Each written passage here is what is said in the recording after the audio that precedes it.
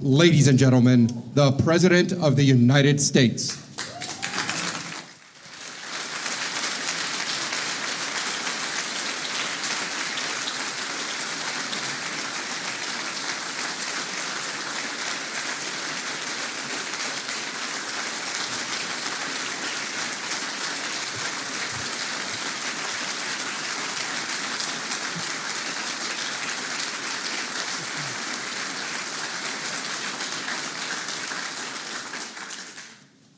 My fellow Americans, tonight I speak to you from the East Room of the White House regarding one of the most profound responsibilities of the President of the United States, and that is the selection of a Supreme Court justice.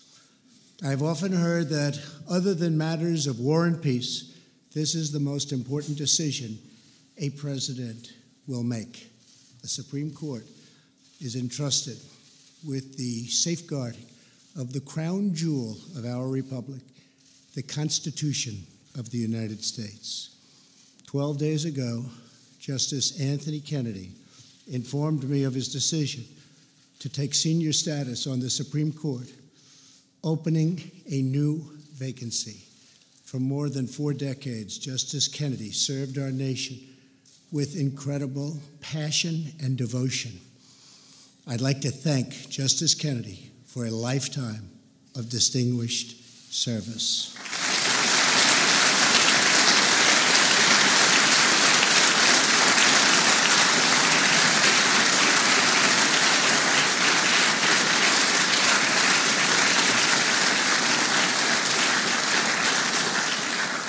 In a few moments, I will announce my selection for Justice Kennedy's replacement.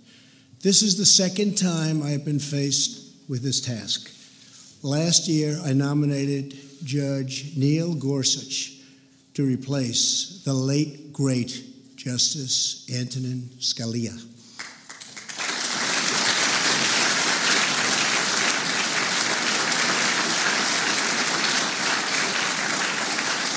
I chose Justice Gorsuch because I knew that he, just like Justice Scalia, would be a faithful servant of our Constitution.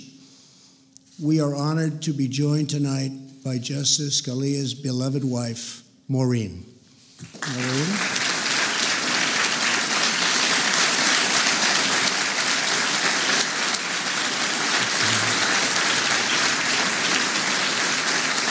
Thank you, Maureen.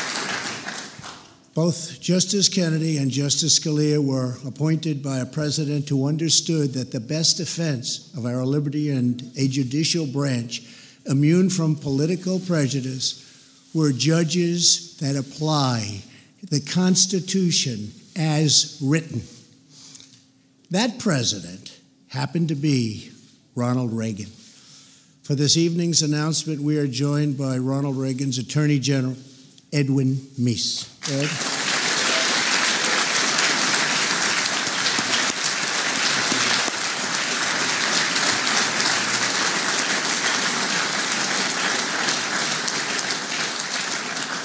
And Ed, I speak for everyone. Thank you for everything you've done to protect our nation's great legal heritage.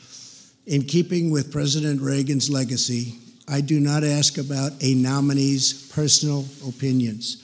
What matters is not a judge's political views, but whether they can set aside those views to do what the law and the Constitution require. I am pleased to say that I have found, without doubt, such a person. Tonight, it is my honor and privilege to announce that I will nominate Judge Brett Kavanaugh to the United States Supreme Court.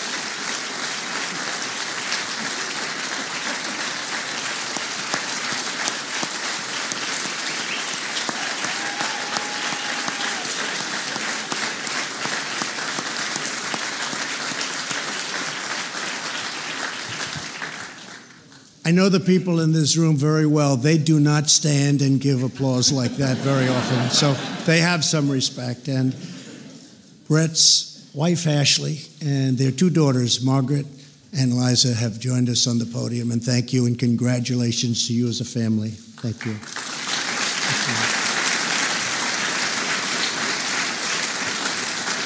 Judge Kavanaugh has impeccable credentials, unsurpassed qualifications, and a proven commitment to equal justice under the law.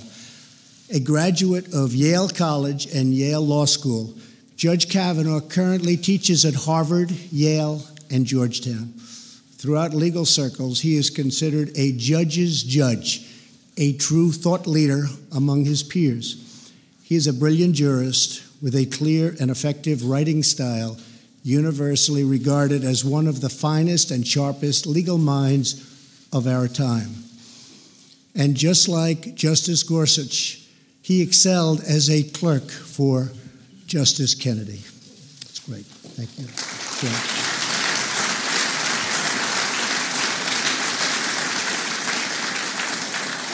Judge Kavanaugh has devoted his life to public service. For the last 12 years, he has served as a judge on the D.C. Circuit Court of Appeals with great distinction, authoring over 300 opinions which have been widely admired for their skill, insight, and rigorous adherence to the law. Among those opinions are more than a dozen that the Supreme Court has adopted as the law of the land. Beyond his great renown as a judge, he is active in his community. He coaches CYO basketball, serves meals to needy families, and, having learned from his mom, who was a school teacher in D.C., tutors children at local elementary schools. There is no one in America more qualified for this position, and no one more deserving. I want to thank the senators on both sides of the aisle, Republican and Democrat, for their consultation and advice during the selection process. This incredibly qualified nominee deserves a swift confirmation and robust bipartisan support. The rule of law is our nation's proud heritage. It is the cornerstone of our freedom. It is what guarantees equal justice. And the Senate now has the chance to protect this glorious heritage by sending Judge Brett Kavanaugh to the United States Supreme Court. And now, Judge, the podium is yours.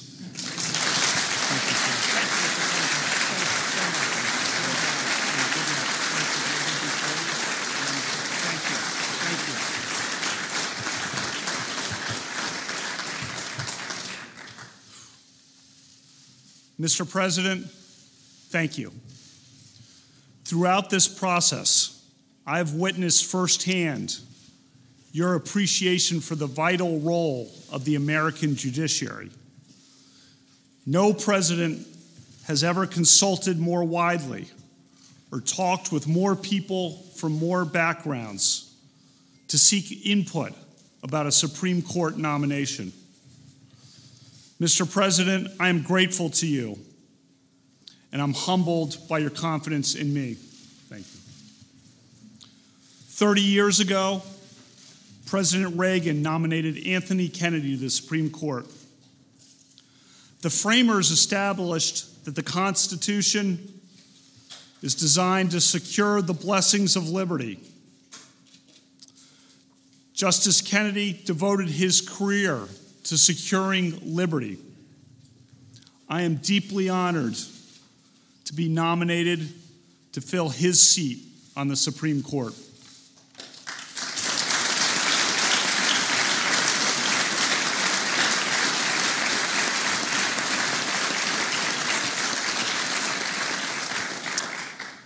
My mom and dad are here.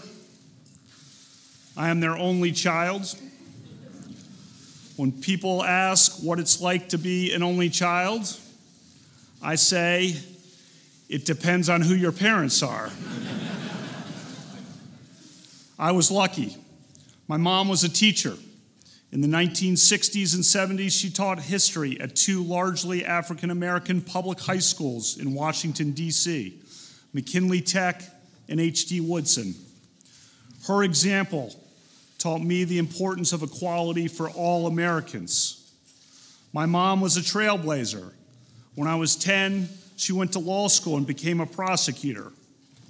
My introduction to law came at our dinner table when she practiced her closing arguments. Her trademark line was, "Use your common sense. What rings true? What rings false?" That's good advice for a juror and for a son. One of the few women prosecutors of that time, she overcame barriers and became a trial judge. The president introduced me tonight as Judge Kavanaugh, but to me, that title will always belong to my mom. My dad went to law school at night while working full-time. He has an unparalleled work ethic and has passed down to me his passion for playing and watching sports. I love him dearly. The motto of my Jesuit high school was "Men for Others." I've tried to live that creed. I've spent my career in public service from the executive branch and the White House to the U.S. Court of Appeals for the D.C. Circuit. I have served with 17 other judges, each of them a colleague and a friend. My judicial philosophy is straightforward. A judge must be independent and must interpret the law, not make the law. A judge must interpret statutes as written, and a judge must interpret the Constitution as written, informed by history and tradition and precedent. For the past 11 years, I've taught hundreds of students, primarily at Harvard Law School. I teach that the Constitution's separation of powers protects individual liberty. And I remain grateful to the dean who hired me, Justice Elena Kagan.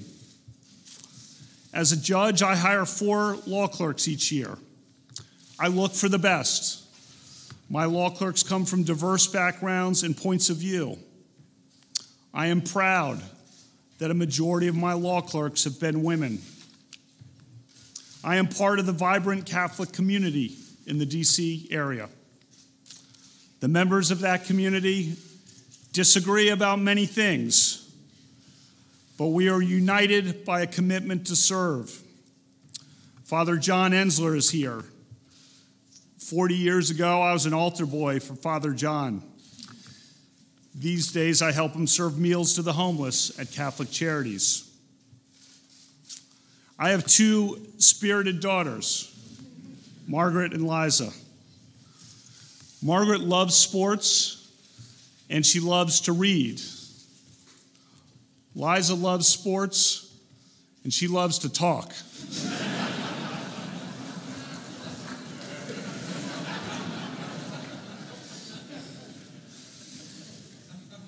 I have tried to create bonds with my daughters like my dad created with me. For the past 7 years, I have coached my daughters' basketball teams. The girls on the team call me Coach K.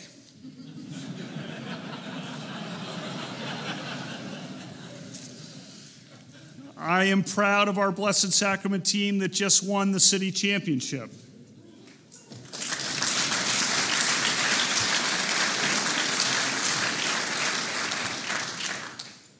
My daughters and I also go to lots of games.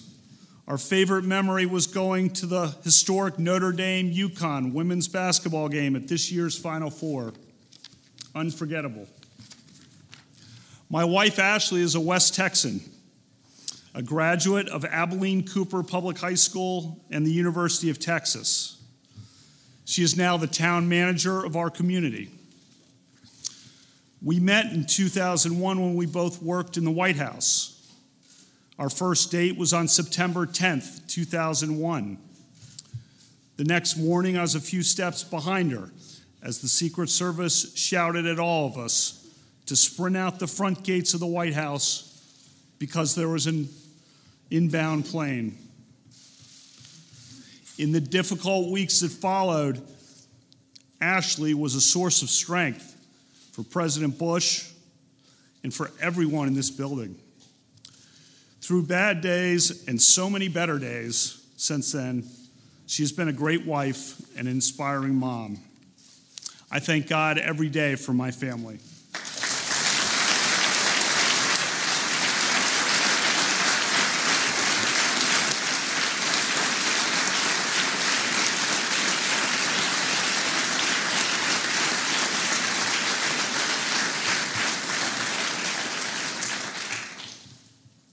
Tomorrow, I begin meeting with members of the Senate, which plays an essential role in this process. I will tell each senator that I revere the Constitution. I believe that an independent judiciary is the crown jewel of our constitutional republic. If confirmed by the Senate, I will keep an open mind in every case, and I will always strive to preserve the Constitution of the United States and the American rule of law. Thank you, Mr. President.